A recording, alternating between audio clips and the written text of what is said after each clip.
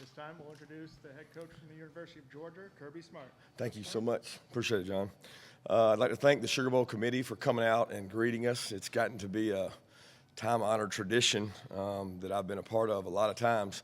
I always like the festive music and the guys coming out to welcome us. It's great to be here. Our players love coming to this bowl because of the extracurricular activities they're able to give us in the city of New Orleans. I know our players really enjoy it. The bowl activities are really good, and a lot of guys were looking forward to being able to come back and do some of the things they didn't get to do last year. Before starting, I'd like to offer condolences to Ed Aschoff's family. You know, the time you spend in this business, you get to know people, you get to be around them, and it was a major punch in my gut when I heard the news on Ed, and it's just tragic and tough time to hear it. But I love what he did for our profession, and he truly was one of the best at what he did. You know, our teams had 11 practices back home. They've had really good practices. I've enjoyed seeing these guys compete. We've had a lot of guys battling for opportunities to play, and they've done a tremendous job. We had to change some things up from last year. We've been able to do that. Our format of practices has been different. We've really preached fast and physical. We've had, I guess, 11 sessions that have all been right at an hour and a half, where we usually practice for 2 hours. So because of some depth and some different issues, we've really had to practice smart and get after it. And we've had to do a lot of good on good. So our players have really enjoyed that. And with the competition for all the open spots, it's been really good to have those. And a lot of them have been backup spots and 2s and 3s, even special teams. So it's been like starting over. And that's been fun for our guys. I really enjoyed coaching them doing that. We arrived here today, and we've been focusing on 3 things. We talked to our players about 3 things, and you're going to hear this common theme probably among our players, because for 11 practices, they've been hearing about this trip, this team, and this game. And that's really it. It's a one-game season for us. It's like a new season, and it's a one-game season. But they're focused on the trip, the team, and the game. And those are the 3 things that we're focused on most importantly. Got a lot of respect for Baylor. The job that Coach Rule's been able to do in such a short amount of time is remarkable. And the more you delve into watching them, you see his personality traits, his coaching staff's personality traits on his team. They are extremely competitive. They're extremely tough. You think about every game they've played in, they've been in a lot of tight ball games. But I got a lot of respect for the way they play. They got an unbelievable defensive unit. You know, their quarterback's healthy and back, and obviously have played Oklahoma tooth and nail down to two fourth quarter games. So got a lot of respect for them, and we'll have our work cut out for us as we have preparing for them. I know you guys are concerned and focused on who may or may not be here, or who is or is not playing, but that is not the concern of this team. This team is focused on who is here. And that's going to be a very common theme as well for our guys to be focused on who's playing. What we're worried about is how we can get better, how we can get this team better, and that's to go out and play a complete football game. So our guys are focused single-handedly on that. Now, I will update you on a couple injuries and other updates. James Cook is cleared to play. We don't discuss details of situations like this publicly usually, but we thoroughly reviewed this situation. In compliance with our drug policy, we tested him immediately after he had an arrest. The test was negative, and James is cleared to play. It's that simple. Not proud of his behavior, but he suffered some discipline for what he did, and that's done. So James is cleared to play, and that should be updated. Injury update, Kearis Jackson still recovering from his high ankle sprain from the SEC championship game. He has not been able to completely practice. He's running straight line. He's doing some good things, but he hasn't been full go. We hope to get him full speed this week. DeAndre Swift's been recovering from a shoulder injury, dealing with that at the end of the season. He's been able to do more and more at each practice, the last 2 doing the most, and he's been doing the most out of the last couple recent practices. We're hopeful that he's able to go and at 100% for the game. He wants to play in the game. So if he's able to go 100%, he'll be able to play. With that, I'll open it up for questions. The fact that you just said DeAndre Smith wants to play in Swift, yeah. Where in a game where 3 of your starting offensive linemen are probably out. What does that say about a difference in attitude about this game this year that maybe you talked about you wanted to find guys that wanted to play? Yeah, the practices have been different. We've had to make the practices different, and the kids have been really competitive, and we've made sure we held everybody to a standard. And that standard is I'm going to come compete and go play. And if you weren't going to play to that standard, then you weren't going to be here.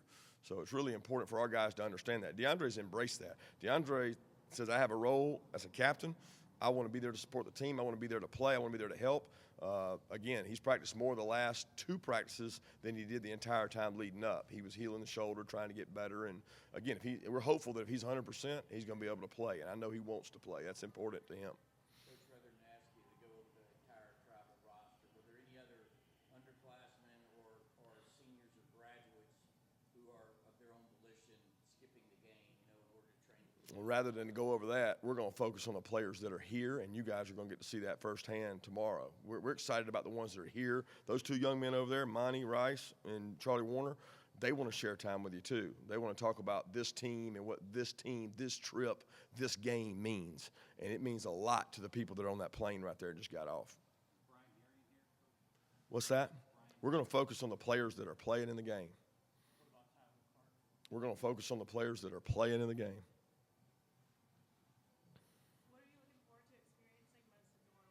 The food, for me, I love the food. Beignet, that's probably my favorite. Now, it's not real good considering my wife doesn't like for me to eat all those, but I enjoy those the most. The times I've come, getting to have those in the morning and enjoy them. And we get to go a couple different restaurants and get to eat. It's just exciting to be back here and get to enjoy that. You don't really appreciate the place until you've been here several times and you know exactly what everything is. Quick football question. You know you're going to be down some offensive linemen. This team brings pressure. Their guys are great at getting after the quarterback. Yes, they are. Have you gotten any answers in Athens about how that lineup is going to look for the game? Is that still being considered? No, we've got 9 or 10 guys rotating there, and those guys are all rotating. Cade and Jamari are both working. They've been working at the tackles the whole time since Andrew and Isaiah made their decisions, and we've been rolling guys. Xavier Truss is working at tackle. Warren's been working at tackle. So we've had kind of a plethora of guys rotating and rolling through there. Good news is they got a new coach. He's got new energy. He's been able to work with those guys, and I'm really excited to see those guys play. The unique thing is both those guys have played tackle in games. They've not played tackle together. They've played tackle in games and played against good competition, and that's what's great about this game for us. We got guys that are going to get an opportunity to do things they haven't done before, very similar to last year. When you think about last year's game, we had a lot of guys step up and play big in big moments that had not maybe even played a major role. Most of the guys you're going to get to see play in this game have played major roles. They've played in games. They've started in games. But the guys that have been on our campus practicing have done a tremendous job. I know you said that your team's invested in this game and the practices. Question on the big picture, do you wish there was more flexibility in the bowl system to allow teams to have more variety in some of the bowl games? More variety in some of the bowl games. Back-to-back Sugar Bowl trips, maybe you could go to Orange Bowl trips? No, that's not things that we can control. You know what I mean? That's like beyond our control. We are blessed and happy. We're thrilled to be here because this historically is one of the best games in college football. You think about the matchup we've got. It's the 2 highest-ranked teams that are non-playoff. So, you get an opportunity to go against a team that was a lot closer than us to making the playoffs, overtime, one game difference. And we got a lot of respect for them. So probably the biggest concern is when you get matched up in a situation where it's a team that was not as high ranked. It's one of those down there, further down. We got an opportunity to play a really good football team. And I know our team respects that when you turn on the tape. And they've certainly responded to that by how they've practiced. And that's what's important to me. It has not been pulling teeth to practice. It has been just the opposite because there's so many guys with an opportunity to go prove something. Since doing a deep dive into Baylor, what's 1 or 2 things that stand out that you didn't previously know before preparing for them?